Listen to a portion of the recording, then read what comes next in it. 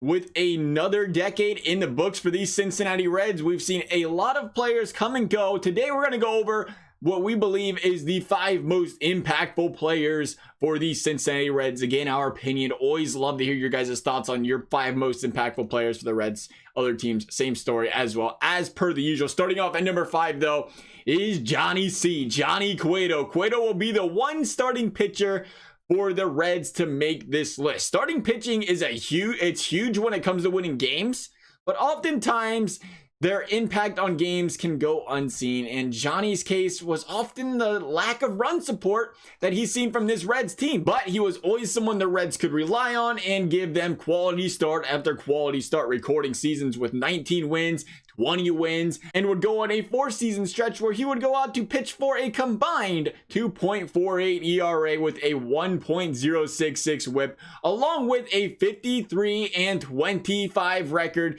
as a pivotal piece in the Reds' regular season success over those years. Number 4 is Brandon Phillips. I remember when Phillips came over from the Indians and there was an attitude concern, right? You remember that? Remember him getting sent here and there was a little concern about the locker room presence?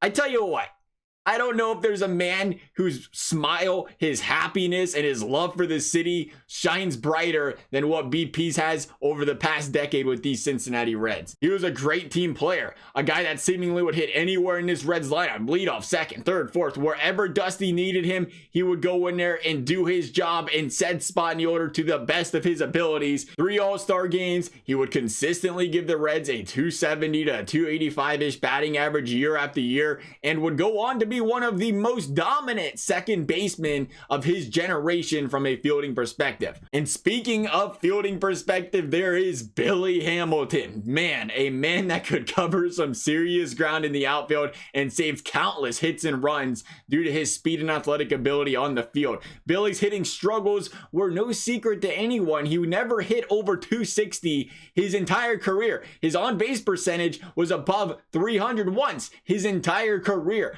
But to be able to say all that and put him at number 3 on this list says a lot. 4 straight seasons with 55 plus stolen bases. His first season on the roster, he was used as a man just off the bench to just go in and steal bases. Literally brought him in to steal bases. Go sit back down when you're done. Thanks for playing. He had 19 at-bats and 13 stolen bags in 2013. His rookie, or not his rookie season, but his first season in the league. Doesn't count as a rookie season, of course. He was a true weapon on the base paths for these Reds, though. His ability to steal second, steal third with absolute ease gave opposing pitchers complete nightmares with him on the base pads. It was focused on him more than the hitters a lot of the time, and when they weren't, he was stealing the bases, putting his team in position to score run after run after run. And for that reason, his speed alone would go on to affect the outcome of numerous ball games for these Reds. It's unfortunate, you know, to look back and say we never got to see the numbers Billy would have put up had he batted, 20, 30 points higher on that batting average, got that on-base percentage up a little bit higher. But we can't forget the positive impact this man had on the team, even without doing that.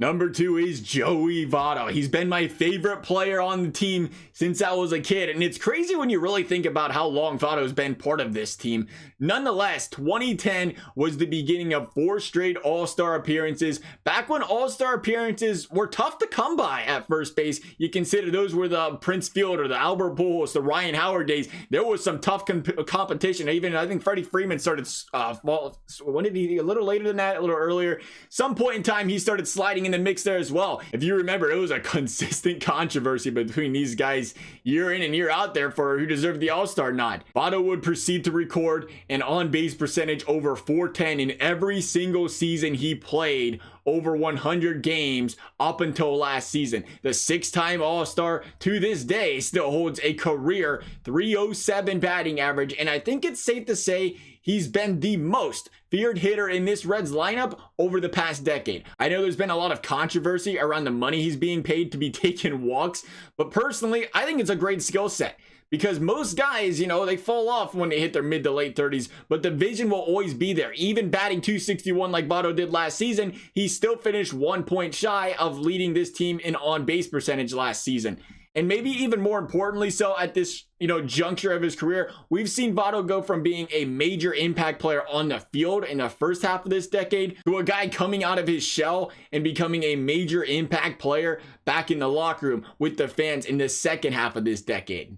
Number 1 is a Rodolfo Chapman. When we talk about impact players, we talk about players who affect how the game is played. Players that single-handedly play a major role in affecting the outcome of games. There was no better guy, in my opinion, at that than Chappie for these Reds over the last decade. Very rarely do fans buy tickets to a game just to see a reliever pitch. That was the case for Chapman. That was what he brought to this game. It's hard to believe this will be the 4th season the Reds would go without the flamethrowing lefty, but Chapman was nominated to 4 All-Star games with the Reds from 2012 to 2015, and during that stretch would go on to post a 1.9 ERA, a 0.96 whip, and 16.1 strikeouts per 9 innings with the Reds. Phenomenal. He truly shortened games. The best, way you can compare it in a baseball perspective, it was like getting to the man in the 2-hole with Albert Pujols batting behind him. The pressure was insurmountable heading into the 7th inning, heading into the 8th innings, because, especially as Reds fans, I think we knew if Chappie was finding the strike zone that night, it was all but game over. No chance. Thanks for playing. Have a nice night. He's striking them all out. Players couldn't keep up with the consistent 102, 103, 104 gas. And the time Chapman spent here in Cincinnati, the electricity in the air when he entered games will never be forgotten. And I think he deserves to be number 1 on this list. Again, would love to hear you guys' thoughts. As always, thank you guys for watching. We'll see you next time.